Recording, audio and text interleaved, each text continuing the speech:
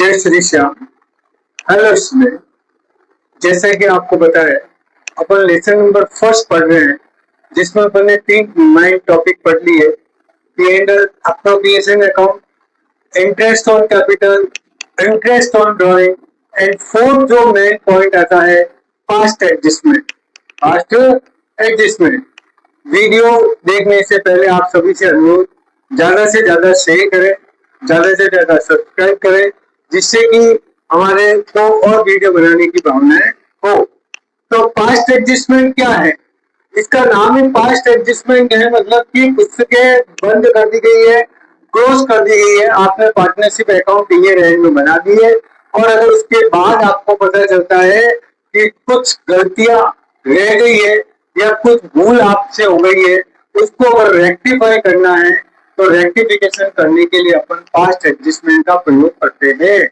ठीक है ना? Some omission and error are found, जब आपको पता चले कि कुछ भूल या गलतियां हमसे हो गई है और वो फाउंड हो जाती है और उसको अगर आपको रेक्टिफाई करना है,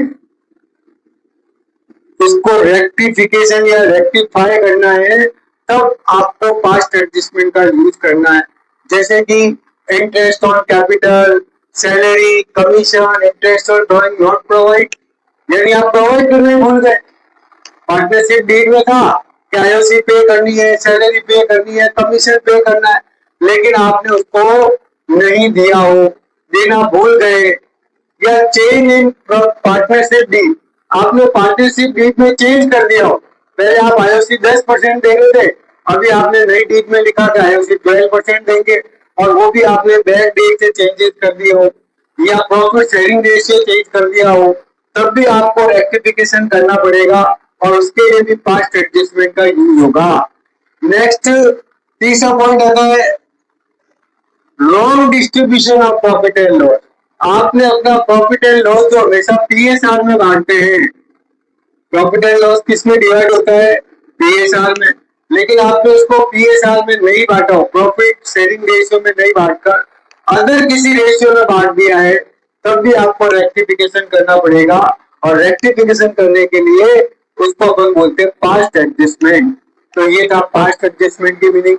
अब जैसा कि मैंने बोला, पास्ट एडजस्टमेंट का मतलब पुस्तकें क्लोज कर दी है। तो जब पुस्तकें क्लोज कर दी जाती है तो आपके पास कैपिटल का कौन सा बैलेंस होगा? Closing balance of capital account.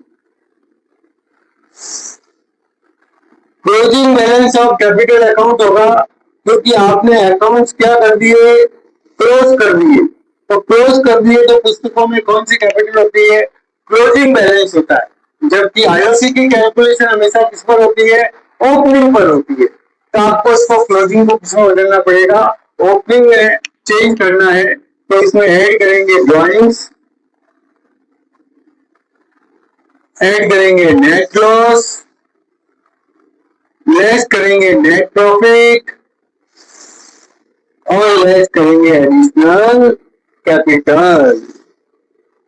जब आप ये सारे एडजस्टमेंट कर दोगे तो अपने पास जो आएगा उसको अपन बोलेंगे opening balance of capital. Opening balance of capital, opening balance of capital. अगर आपने पुस्तकें क्लोज करनी है और आपको आईओसी पे करनी है, तो आईओसी के लिए हमेशा कौन सा बैलेंस चाहिए? ओपनिंग बैलेंस ऑफ कैपिटल की कैलकुलेशन करनी है, तो इसके लिए आपको closing balance of capital, add drawing, add net loss, less net profit, less additional capital equals to opening balance of capital आएगी। अब रेक्टिफिकेशन करने के 2 रूल होते हैं, एक तो सिंगल एडजस्टमेंट एंट्री और एक होती है prepare a profit and loss account. Prepare a profit and loss account. जब भी आप इसको रेक्टिफाई करने जाओगे तो आपके पास 2 मेथड होंगे। पहला method single adjustment entry, single adjustment entry, और दूसरा होगा prepare P&L adjustment account. Prepare P&L adjustment account, जिसको अपन जर्नल एंट्री भी कहते हैं, यानी जितनी गलती उतनी जनरल एंट्रियां देनी है। तो आपको रेक्टिफिकेशन करने के लिए दो मेथड होंगे, एक सिंगल एंट्री सिस्टम, एक होगा prepare P and L adjustment account.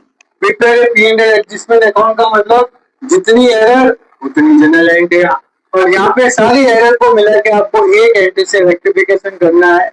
और जैसा कि आपको पता है रेक्टिफिकेशन का होगा पार्टनर कैपिटल अकाउंट में होगा, तो अपन को पार्टनर कैपिटल अकाउंट कैसे बनाना है रेक्टिफिकेशन करने के लिए, तो वो मैं आपको सबके लिए आपको बनाना है स्टेटमेंट ऑफ फाइनल एडजस्टमेंट।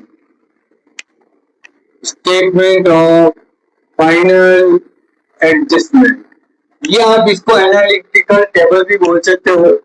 ये अपन को कुछ इस तरह से बनानी है।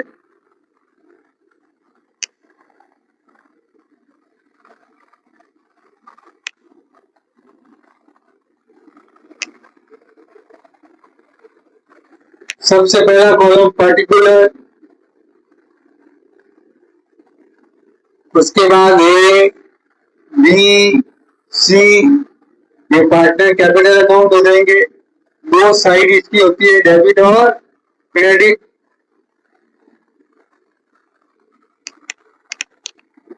Debit side and credit side, और एक कॉलम आपको बनाना है टोटल। अब जैसा कि मैंने आपको रूल बताया था, अगर आप कोई चीज ओमिटेड हो जाते हो, ओमिटेड का मतलब भूलना, तो सेम साइड में एंट्री करेंगे। ओमिटेड हो गए तो सेम साइड, और अगर आपसे कोई एरर हो गई है तो अपोजिट साइड के अंदर जनरल एंट्री करनी है। इसका मतलब हो गया कि डेबिट साइड वाली जनरल एंट्री डेबिट में, क्रेडिट वाली एंट्री क्रेडिट में, जबकि अपोजिट का मतलब डेबिट को क्रेडिट करना है और क्रेडिट को डेबिट करना है। दो तरह का ही अपन को एडजस्टमेंट करना है, या तो ओमिटेड या एरर। ओमिटेड हो गए तो सेम साइड, जैसे वो कहते हैं कि आईओसी पे करना भूल गए, तो आईओसी कौन सी साइड में आती है भाई, क्रेडिट साइड में आती है पार्टनर के। सैलरी पे करना भूल गए, कमीशन पे करना भूल गए, ओमिटेड हो गए, तो ये कहाँ जाते हैं, सब क्रेडिट साइड में जाते हैं। तो आपको इनकी जनरल एंट्रियां कहाँ देनी है, क्रेडिट साइड में। आईओडी पे करना भूल गए, तो आईओडी कहाँ आती है, डेबिट साइड में। कोई रॉन्ग एडजस्टमेंट एंट्री हो गई, रॉन्ग एंट्री, तो रॉन्ग एंट्री आपको ध्यान रखनी है। अगर डेबिट साइड में हुई है तो उसको क्रेडिट करोगे, और क्रेडिट साइड में हुई है तो उसको डेबिट करना है। उसके बाद आपको इन सब की क्या लगानी है, यहाँ पे टोटल वाले कॉलम में टोटल लगाओगे। टोटल लगा के आपको डिफरेंस निकालना है, और इस डिफरेंस वैल्यू को डिफरेंस वैल्यू डिस्ट्रीब्यूट